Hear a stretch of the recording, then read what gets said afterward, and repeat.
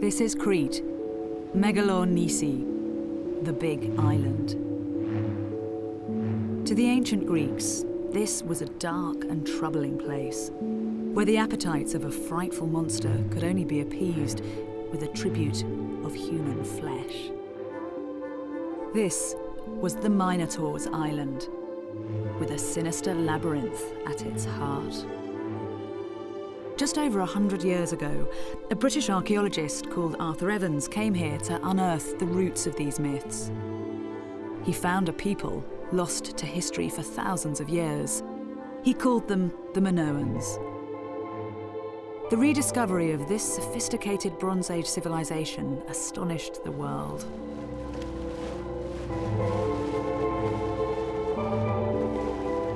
Evans believed his Minoans were unique, a culture that, thanks to its island home, had kept the rest of the world at bay, while it quietly developed into Western Europe's first civilization. But new discoveries have revolutionized our understanding of the Minoans, adding fascinating layers of complexity to Evans' first draft. From their origins 5,000 years ago to their dramatic collapse some 2,000 years later, it's now clear that they were connected by the sea to the world around them, rather than separated by it. Island races have the reputation for being a little arrogant and self-absorbed. But in Minoan times, if you wanted not just to survive, to build a civilization, you had to reach out across the horizons to make new connections. The Minoans were islanders, but they weren't insular. Many good things came to Bronze Age Crete by way of the sea, the raw materials from which the Minoans fashioned their civilization. But the sea also brought bad things, natural catastrophes and man-made calamities. And finally, as recent archaeological research has revealed, it would be a combination of sea-borne disasters that would cause the eclipse of Minoan civilization and its journey into the shadowlands of myth.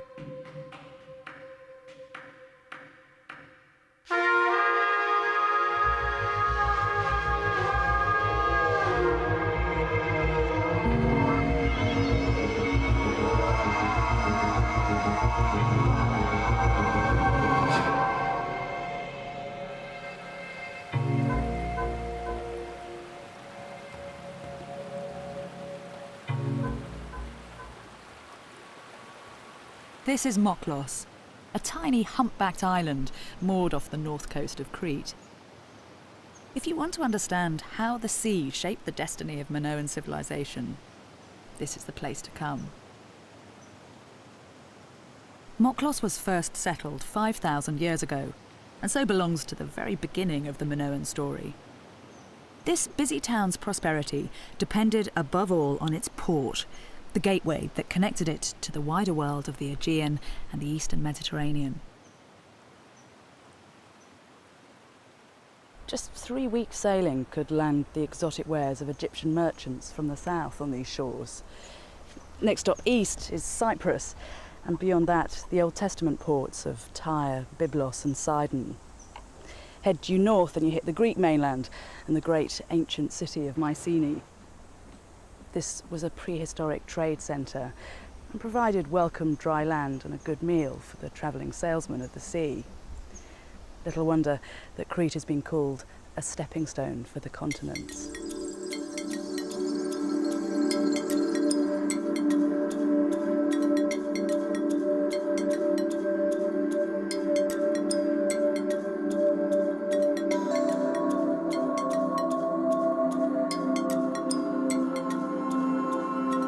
A 100 years ago, when Arthur Evans was making the first dramatic discoveries at Knossos, it was natural to stress the originality and distinctiveness of the Minoans.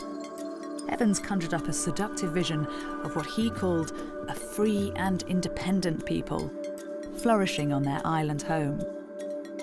But the most up-to-date research paints a rather different picture. From the very beginning, the Minoans ventured out into the world beyond their shores because they lacked the material that defined their age: bronze. An alloy of copper and tin, bronze is amazingly versatile. You can use it to make anything, from a precision stone cutter to an 8-foot two-man saw. It was to the Minoans what the microchip is to us, the technology on which the progress of their civilization depended.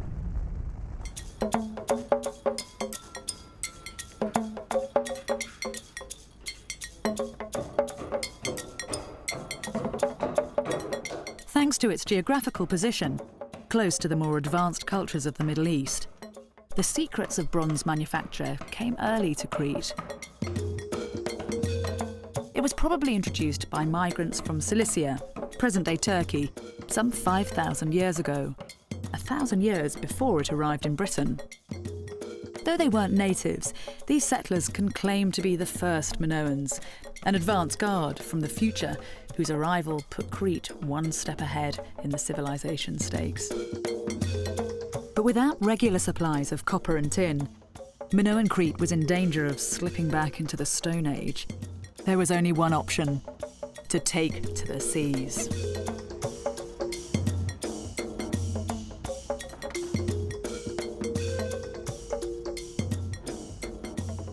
The ancient Greeks would have assumed that a legendary king like Minos would have had a powerful fleet at his disposal to see off pirates, to intimidate his neighbours, to bring in supplies for his population when necessary.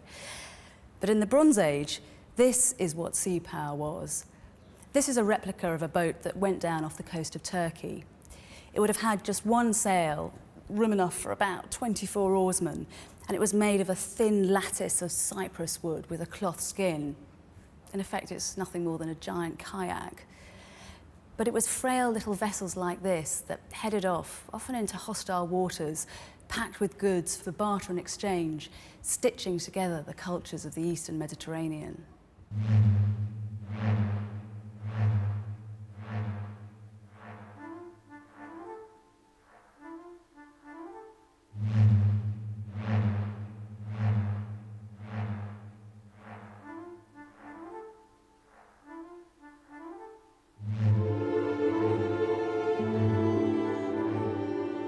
When they set sail in search of copper and tin, the Minoans became players on the world stage. One of the frustrating things about them is the fact that they've left us little or nothing in the way of written records. But that doesn't mean that they left no historical trace. The cultures they came in contact with knew them and recorded them too. Think yourself back to some time in the middle of the 15th century BC. Imagine you're leaving Crete and boarding an Aegean trading vessel heading south to Egypt. After just 21 days travelling, you arrive at the Nile. There you pick up a barge and continue your journey to Thebes. And when you arrive, you're presented with a picture of the Minoans that's very different from the one painted by Arthur Evans. In the Valley of the Kings is the tomb of Rekhmire, a high-powered Egyptian bureaucrat. The tomb offers us a snapshot of the people who fell within Egypt's sphere of influence. The people of Punt, or Ethiopia, carry incense trees and animal hides. The Cushites from Nubia have ivory and gold. The retinues from Syria have pots and carts. And this delegation is described as the people of Keftiu. But from what they're carrying, we recognise them as Minoans.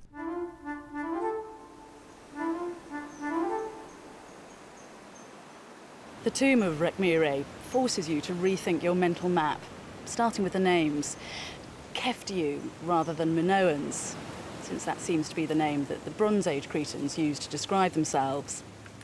And rather than thinking of Crete as a southeastern birthplace of Europe, we should think of it as a northwesterly extension of what we now call the Middle East.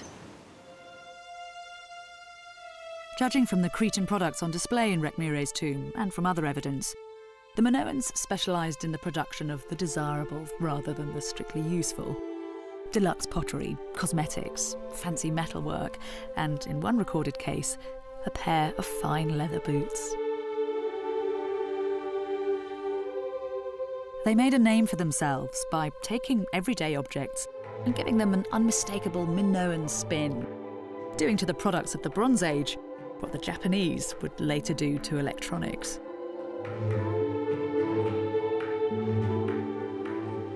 But there was one luxury product above all on which the reputation of this remarkable island workshop would have rested. And it started life under the sea.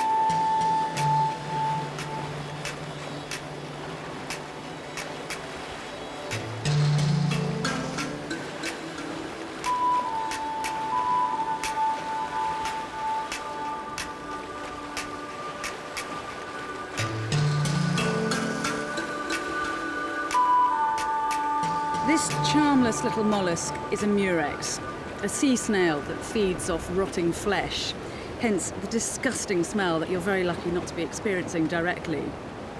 But the Minoans recognised its true potential. They could extract something from this that was worth its weight in silver. It was known simply as purple, a textile dye. If bronze meant sinew and muscle, purple meant glamour, status and wealth. It was quite simply one of the ancient world's most desirable commodities. The Roman author Pliny described the purple of purples as being the colour of congealed blood. This was imperial purple, reserved for heroes and emperors. The Athenian Aeschylus wrote poetry about it. Polleis purpuras is ageron kerkida, purple ooze, precious as silver.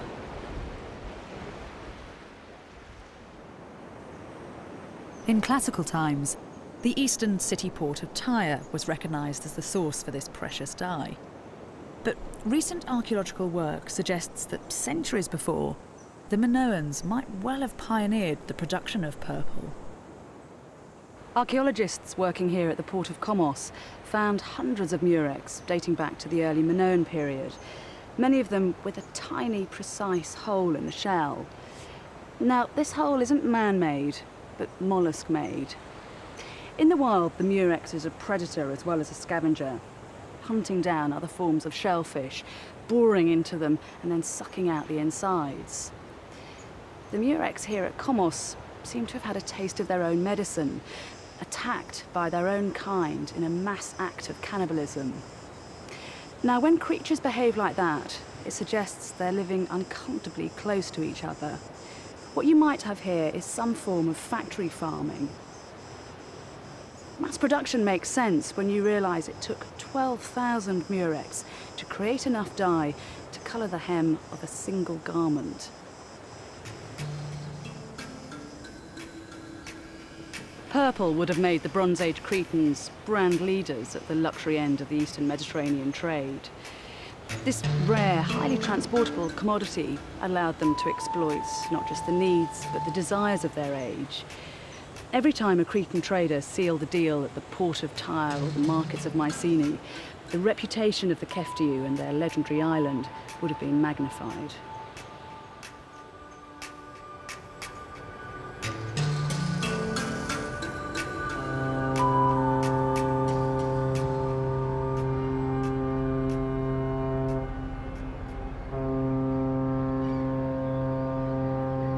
But it wasn't just products that were crossing the seas.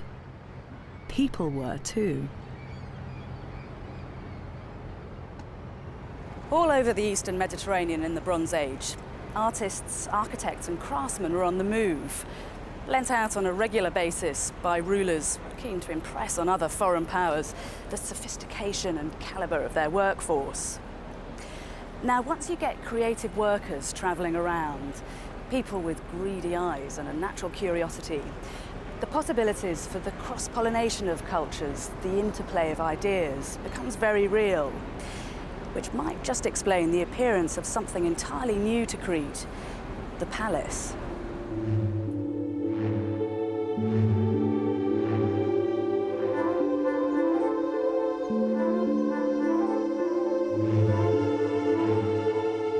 The arrival of these extraordinary and enigmatic buildings, 1,000 years or so after the introduction of bronze to the island, marks another significant milestone in the evolution of Minoan culture. So far, palaces have been identified at Knossos and Malia on the north coast, at Zakros in the east, and here at Festos in the south. And archaeologists reckon they're on the scent of 2 or 3 more. Each has its own individual features, but they're all variations on the same basic theme of the labyrinth. But who wrote the original? Evidence suggests that around this time, migrant textile workers from Minoan Crete may have been active in Egypt, in which case it's possible that while they were there, they could have indulged in a bit of architectural espionage. The Cretans weren't the first to have a labyrinth. It's thought that honour belongs to the Egyptian kings who built a maze-like tomb near Crocodipolis, the city of crocodiles. The Egyptian labyrinth no longer exists, but it was described by an awestruck Herodotus, the Greek historian who paid it a visit sometime in the 5th century BC. Of its endless rooms and corridors and chambers, he wrote, "Metona anthropeon ergon." It's hard to believe that this is the work of men.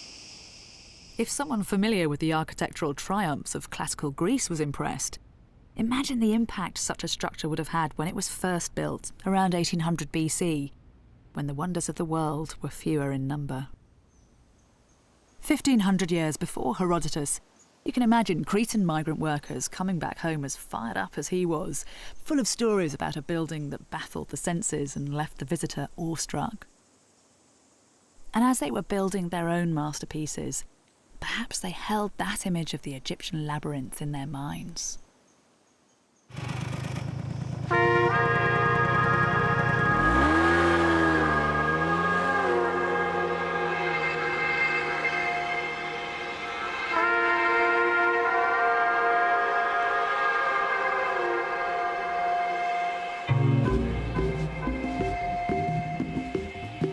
It might have been wiser for the Minoans to study structural engineering rather than honing their fancy design skills, because Crete is earthquake country, the stamping ground of the bull god Poseidon, whose groans and bellows from deep within the earth herald imminent disaster.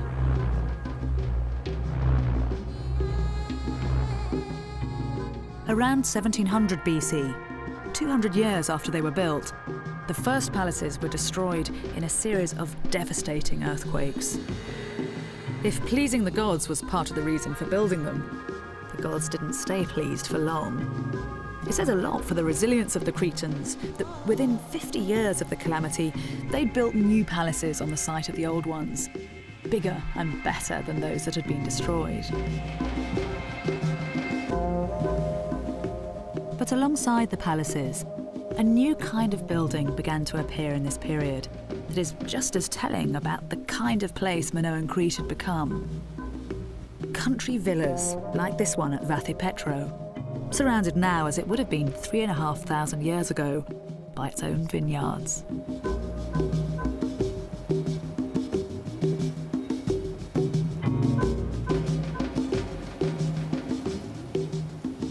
Crete in the Bronze Age was often a troubled and unstable place, rocked by natural disasters, and not immune to man-made ones either.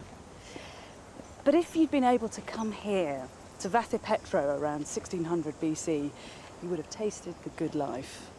Because this was the Minoan Golden Age. The gods were on form, the island was behaving itself.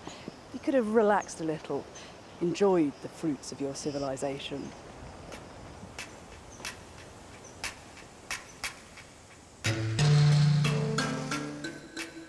Minoan palaces have been compared to medieval monasteries, which would make Vathipetro and the other places like it the equivalent of stately homes, the big house for the surrounding area. The main building would have been 2, possibly 3 stories high, with some fine rooms on the east side, perfect for taking in the morning sunshine. In the courtyard was a shrine, and around the back, extensive workshops, so this would have been a hive of activity in its day. But the house's most intimate connection was with the land, the fields of grain, the olive trees, and the vines. This is where Vathipetro's grapes would have been brought to this fantastically well-preserved Minoan wine press. This is winemaking at its absolute simplest. You'd have put your grapes in there, kicked off your sandals, clambered in, and started to tread. This region still produces good wine, so it's quite possible that back then Vathipetro was the toast of the island.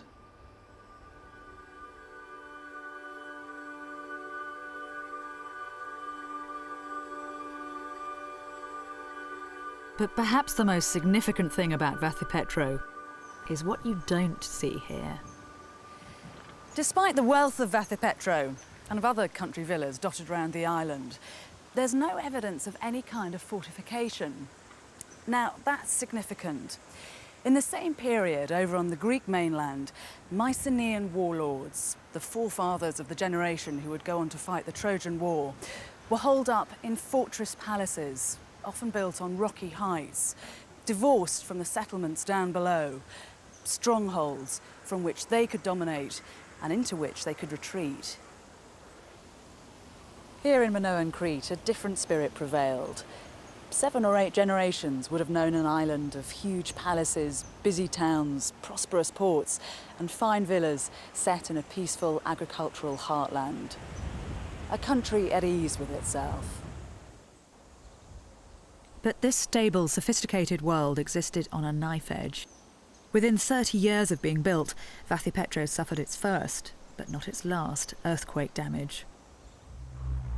So the world for the Minoans must often have seemed a perilous and frightening place, governed by potent, sometimes vindictive powers who couldn't be understood, only placated.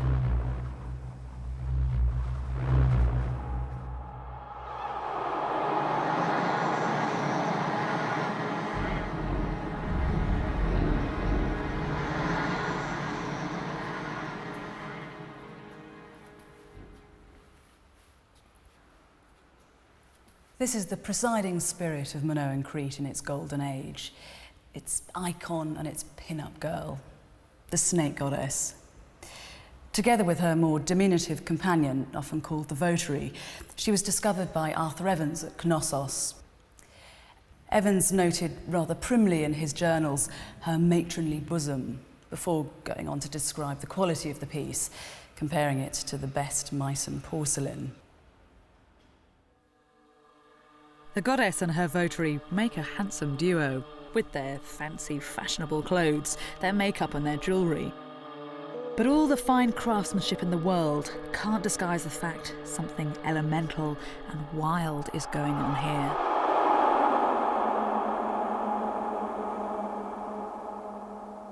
The goddess's fierce, wide-eyed stare is matched by her votary's rapt concentration. And that gigantic snake, it must be between 8 and 10 feet long, grips her in a protective embrace from her slender waist right up to the tip of her headdress. For all her glamour and sexual power, this is a goddess that feeds off respect and fear, not love.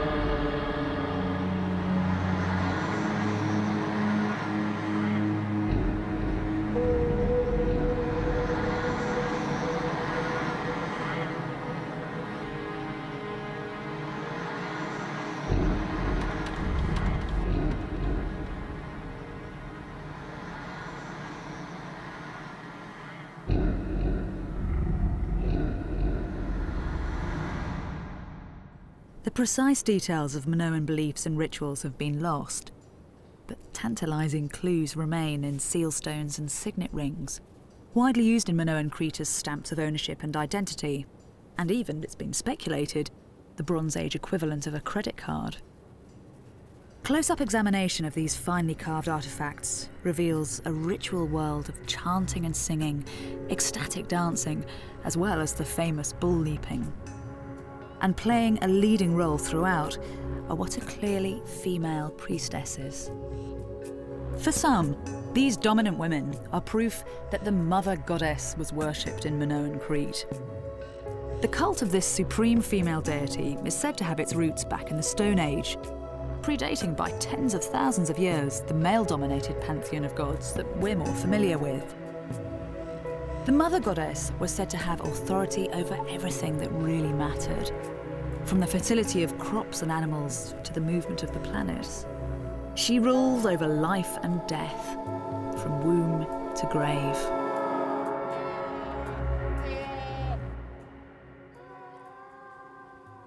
The existence of one top female god is pretty hotly disputed these days.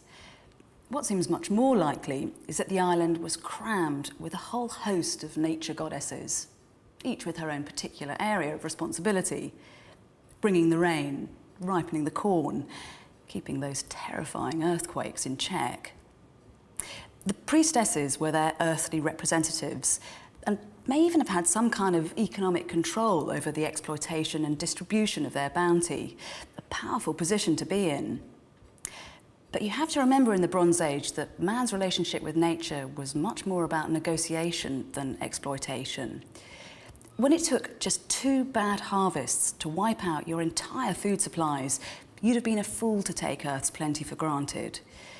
So, led by their elegant priestesses, the Minoans would have spent a great deal of time and energy wooing and placating the powers that be.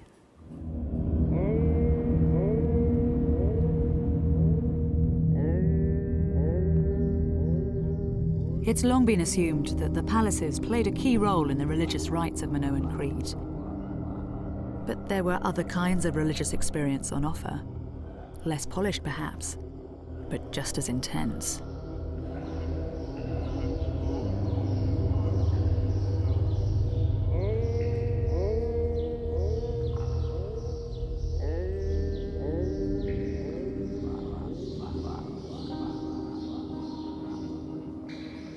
On mountain peaks, in secret palace shrines, deep in sacred caves, narcotics would have played a part in consummating the Minoans' relationship with their gods, bringing them closer to those elusive powers that controlled their lives.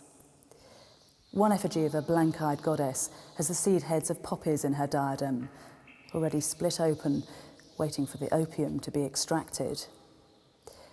A cave like this is eerie and otherworldly enough as it is. You can hear the stalactites growing, faces and figures leap out at you from the rocks. Just imagine what visions you'd have seen if you'd shared in the mind-altering gift of the goddess.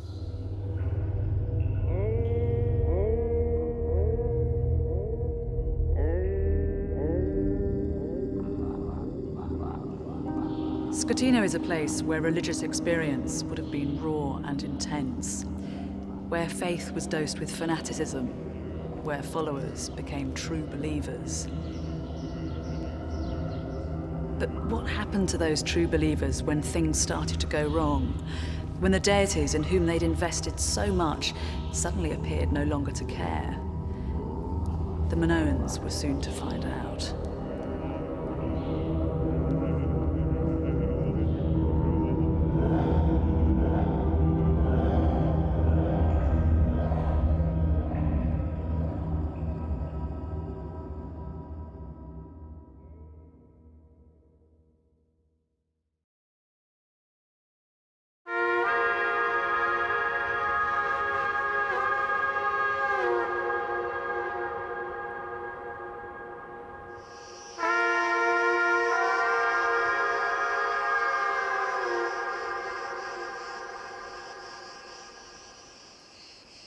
After more than 1,500 years of spectacular progress, something very bad indeed happened to the Minoans in Crete. Sometime around 1450 BC, from Vathipetro to Moklos, from Festos to Malia, towns, ports, country houses and palaces all went up in flames. All, that is, except for the preeminent palace, Knossos.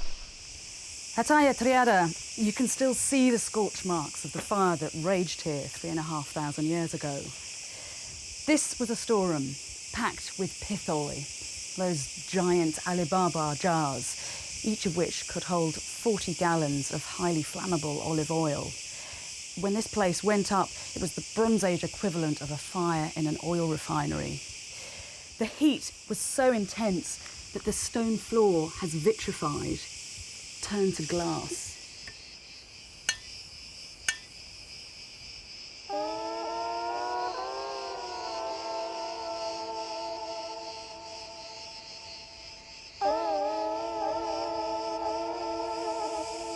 The thing about the fire here and the fires at all the other sites is that these were no accident. At Zakros, a little palace in the far east of the island, someone even went to the trouble of sawing off the necks of the pithoi so that the oil could ignite more easily. But what could have provoked these carefully planned acts of arson? And what lay behind this island-wide catastrophe?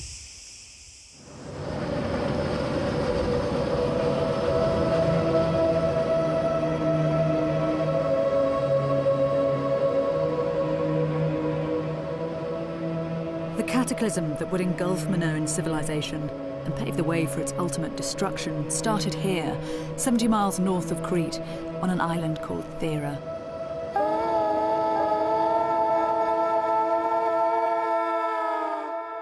Thera is the southernmost of the Greek Cycladic islands, perfectly placed to act as a middleman for the trade routes that ran north from Crete to the Greek mainland and across to the coasts of Asia Minor. The Therans weren't Minoans, but they were under the spell of Minoan culture. Their pottery, their houses, their way of life all followed a pattern set by the big island to the south. Thera had grown fat on the profits of Bronze Age haulage, but its prosperity was built on shaky foundations, because the island of Thera is one big volcano. At some point around 1530 BC, the island began to stir. First came a series of earthquakes, so severe that most of the towns had to be abandoned. But the gods were just getting warmed up. A few months later, things got really nasty.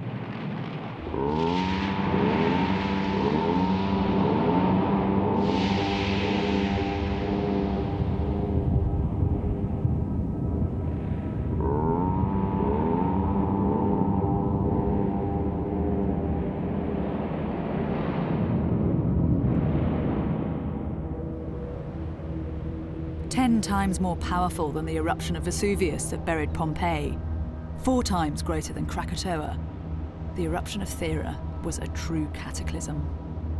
A third of the island's landmass, some 30 million cubic meters of hills and fields and towns, was tossed 20 miles into the air or slipped into the sea.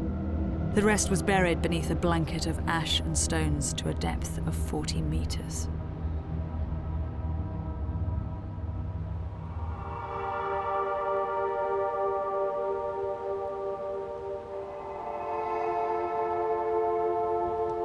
It's just 70 miles from Thera's crater to the north coast of Crete, and so the Minoans had ringside seats for the death of their island neighbour. First, they would have heard the earth tremors, distant, unmistakable, and all too horribly familiar.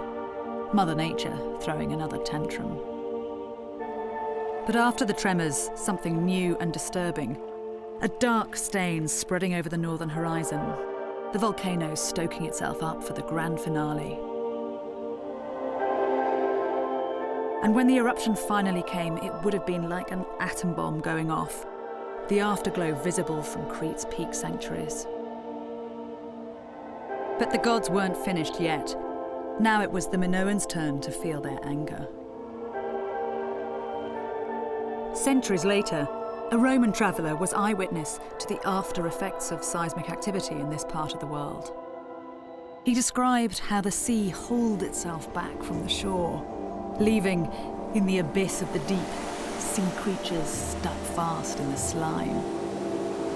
It must have been a ghastly and unnatural sight, but it was merely a prelude to what happened just minutes later. At first, a low, distant roar, growing louder all the time, and then a wall of water racing towards you at the speed of an express train.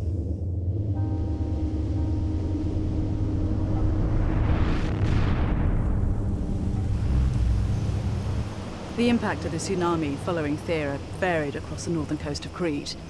In some places, there were waves between 10 and 20 feet tall. Impressive enough. But here at Moklos, it's estimated that they reached 100 feet high.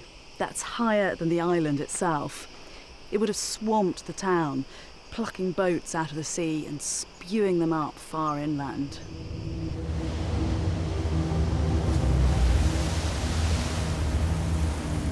The eruption of Thera is one of those epoch-making catastrophes that can change the course of human history. But for the Minoans, this wasn't apocalypse now. The effects of Thera on Crete would be played out over a period of some 90 years. Not a sudden execution, but a slow, painful death.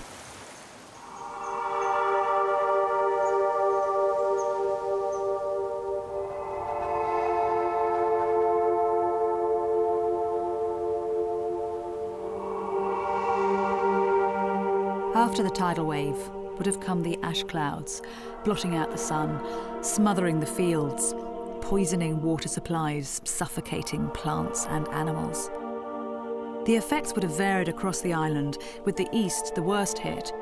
But farming in the Bronze Age was a fragile affair, and it wouldn't have taken much to jeopardise the harvest. If the effects of Thera were as profound as many believe, widespread famine would have marked the beginning of a long and troubled era for Crete. Ultimately, it would pave the way for the violent climax of 1450 BC, when Triada and other major centres of Minoan power went up in flames.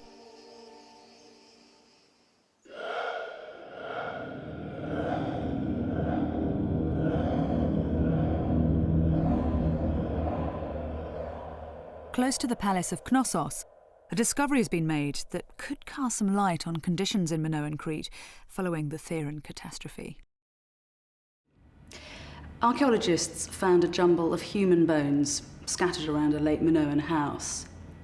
The remains have been identified as belonging to at least 4 children, aged between 8 and 10. They seem to have been in good health when they died. Their flesh has been sliced away from the bone. You can see the cut marks here. The method is identical to that which Minoans used for carving sheep. Some of the remains were found in a cooking pot, along with the shells of edible snails.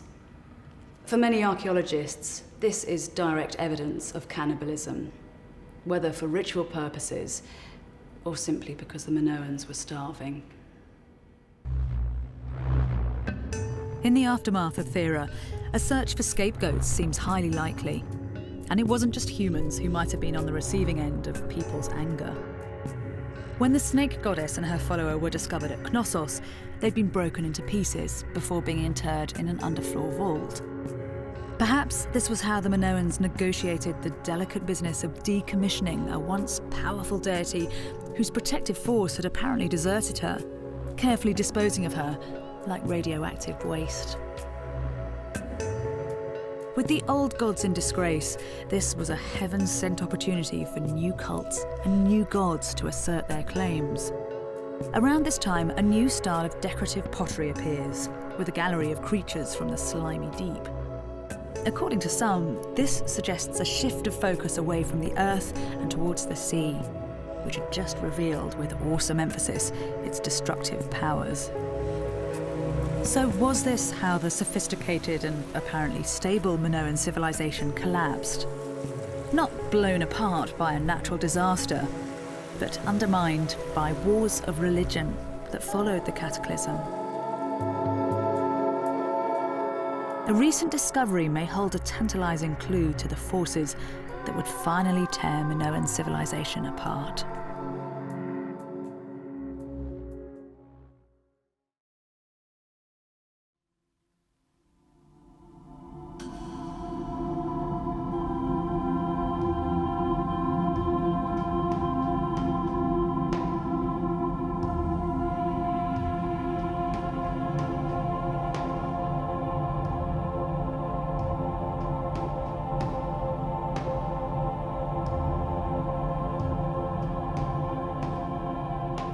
I think this has to be one of the most poignant and beautiful artefacts to have been discovered in Crete. He's called a kouros, which means a boy. He would have been decorated with rock crystal and gold, and his body is made of hippopotamus ivory. The choice of that material, which was valuable and exotic, combined with his stance, which is sublime, yet with a quiet power, suggests that what we have here is no mere boy. This is a boy god.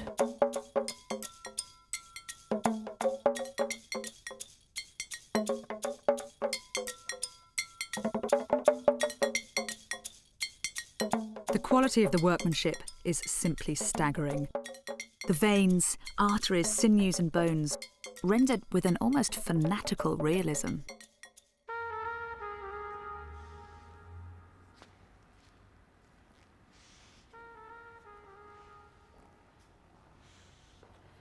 But of course, what strikes you first about the figure is its desecration. Those scorched, blackened limbs, the face sliced off, reminiscent of a Catholic saint in the English Reformation. And this boy has been symbolically and physically emasculated. His genitals are torn away. Despite his perfection, or perhaps because of it, this young god provoked in someone a passionate hatred.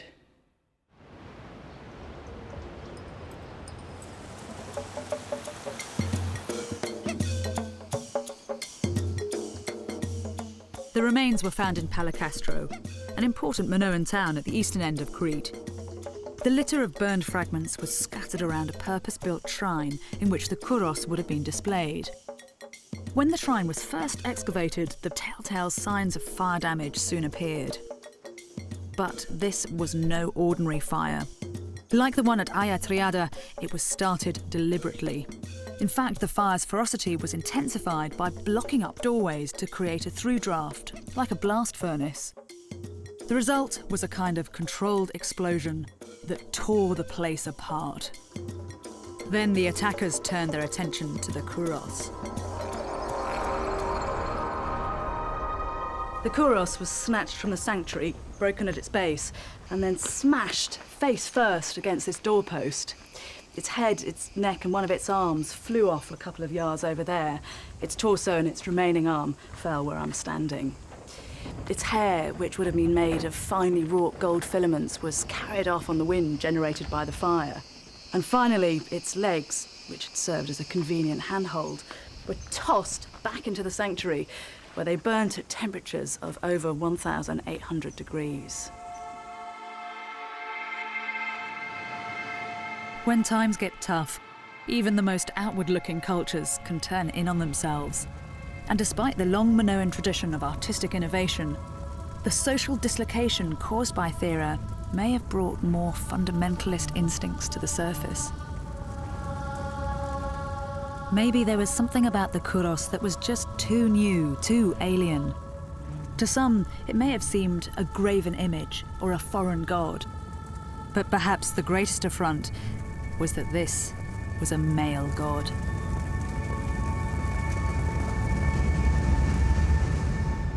There may never have been a single mother goddess in Crete, but what's certain is that female goddesses and priestesses were highly visible and possibly even dominant.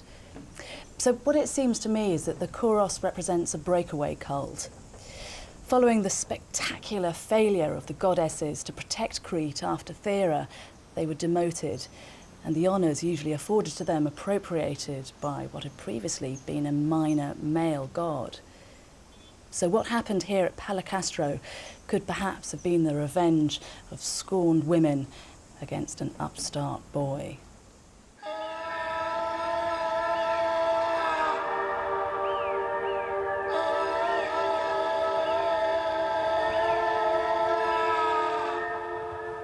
A civil war sparked by religion is only one of a number of theories that might explain why Minoan civilization collapsed sometime around 1450 BC. All we do know for sure is that by then, Greek-speaking Mycenaeans from the mainland were installed at Knossos.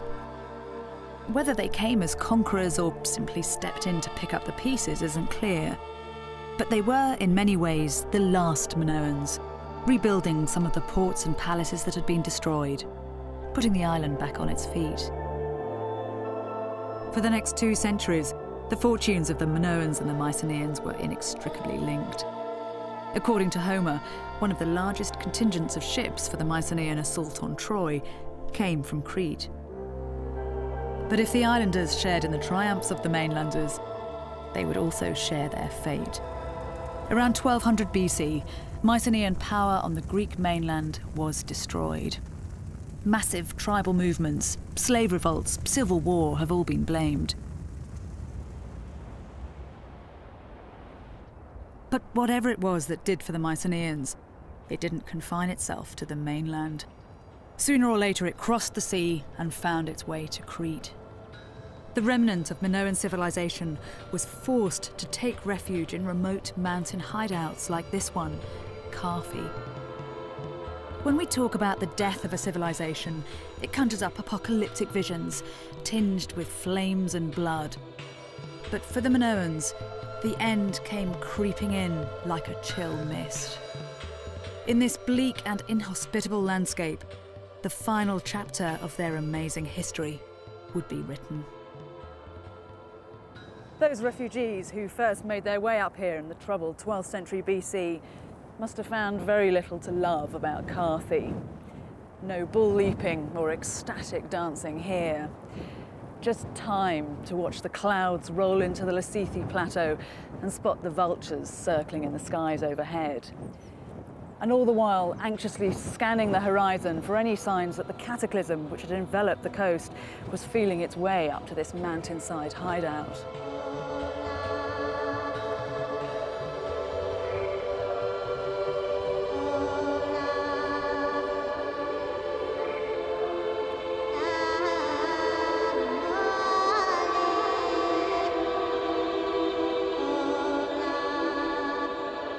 We will never know for sure exactly why the Minoans abandoned their palaces and set out for places like Carthy. But what I think you can say with absolute certainty, standing here on the edge of the world, is that the people who came here were very, very scared. So scared that it would take 100 years before they dared to venture back down to the lowlands.